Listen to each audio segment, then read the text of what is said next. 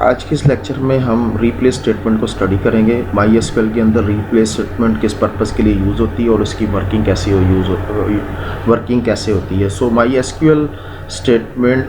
MySQL replace statement is used to insert new row in a table and work as follow। और इसकी जो working है वो कैसे होगी, basically insert a new row into a table, एक नई रो जो है वो टेबल में इंसर्ट होगी, और अगर वो डुप्लीकेट की है तो देन एरर है जो है वो जनरेट होगा, और अगर एरर जनरेट होगा तो उसके बाद जो है वो मज़ीद क्या फंक्शन परफॉर्म होगा। If the insertion fails due to duplication key error occur, और अगर डुप्लीकेशन की वजह से जो है वो एरर जनरेट हुआ है, जो न्यू रो इंसर्ट की जा रही है, तो फिर फर्स्ट स्टेप जो होगा, delete the conflicting row that caused a duplicate key error from the table।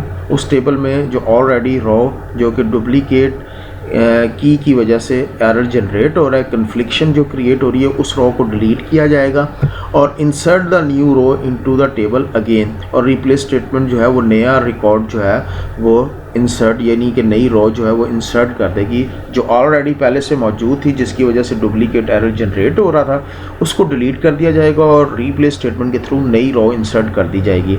तो बेसिकली ये जो प्राइमरी जो डुप्लीकेट की है इसको किस तरह चेक किया जाता है, तो हमारे पास प्राइमरी की और यूनिक की दो कॉन्स्टेंट्स हैं। जब हम वो टेबल्स पे इम्प्लीमेंट करते हैं तो इस दो कांस्टेंट की वजह से हम डिटेक्ट कर सकते हैं कि ऑलरेडी वो रिकॉर्ड टेबल के अंदर मौजूद है या नहीं, यानी कि determine the new row that already exist with the help of primary key and unique key. और अगर ऑलरेडी मौजूद है, if table does not have any constant then replace statement word like a insert statement. और आपने अगर अपने table में primary की और यूनिक की इम्प्लीमेंट नहीं की हुई तो फिर रिप्लेस स्टेटमेंट जो है वो just like insert statement normal जिस तरह वर्किंग करती है उसी तरह जो है वो वर्क करेगी।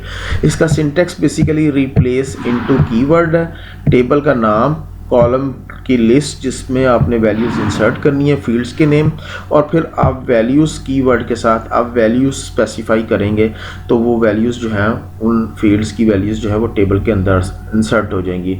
तो बेसिकली अगर आप देखें तो ये जस्ट लाइक इंसर्ट स्टेटमेंट की तरह ही है, सिवाय इसके कि रिप्लेस कीवर्ड जो है वो हमने यूज़ किया है, जबकि इंसर्ट में हम इंसर्ट वर्ड यूज़ करते हैं। जी, ये हमारे पास एक टेबल है प्रोडक्ट के नाम का, हम इसमें कुछ रिकॉर्ड्स इंसर्ट करते हैं, इंसर्ट इनटू प्रोडक्ट्स, और इसमें हमारे पास दो फील्ड्स हैं, प्राइस के नाम से, नेम के नाम से और प्राइस के नाम से। फर्स्ट ऑफ ऑल हम वैल्यूज़ जो है वो स्पेसिफाई करते हैं, वैल्यूज़ इंटर करते हैं।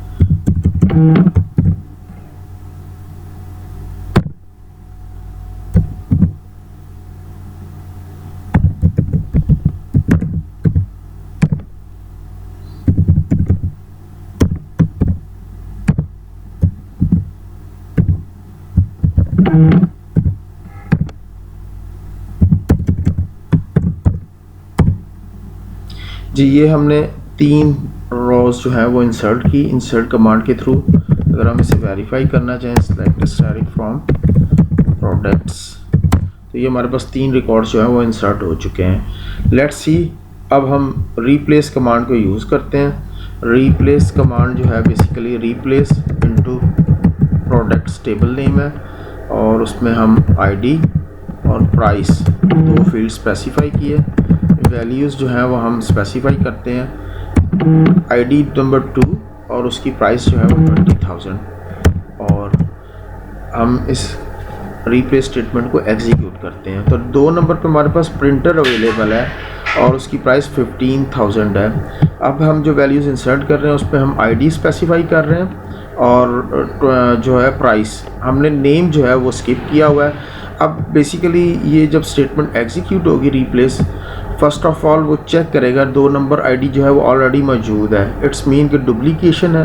तो फर्स्ट ऑफ ऑल जो है वो रिप्लेस स्टेटमेंट जो है वो इस न्यू रो को इंसर्ट करने में फेल होगा, डुप्लीकेशन एरर होगा। Due to the duplication error वो इस रो को पहले डिलीट करेगा, एंड देन न्यू रो जो है जिसका आईडी 2 है उसकी नई वैल्यूज़ के साथ इसको इंसर्ट करेगा।